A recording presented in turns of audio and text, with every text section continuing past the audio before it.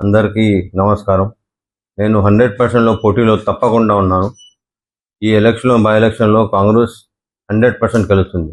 నేను చెప్తున్నా కదా, నేను చాలా హార్డ్ వర్క్ చేసాం.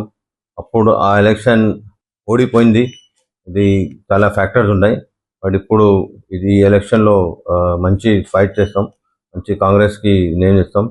నేను చెప్తున్నా కదా कि खड़गे साहब के ब्लेसिंग से, राहुल गांधी जी के ब्लेसिंग से, सोनिया मैडम की ब्लेसिंग से, प्रियंका जी की ब्लेसिंग से और हमारे जो बहुत चहीते चीफ मिनिस्टर है उनके ब्लेसिंग से और हमारे जो इंचार्ज है मीनाक्षी मैडम, जो मैं उनको काफ़ी ऑलमोस्ट लाइक 20 ईयर्स से जानता हूँ, उनके ब्लेसिंग से इंशाल्लाह हम ये सीट कांग्रेस को जीतेंगे और मैं ज़रूर यहाँ से उम्मीदवार होऊंगा, लड़ूंगा।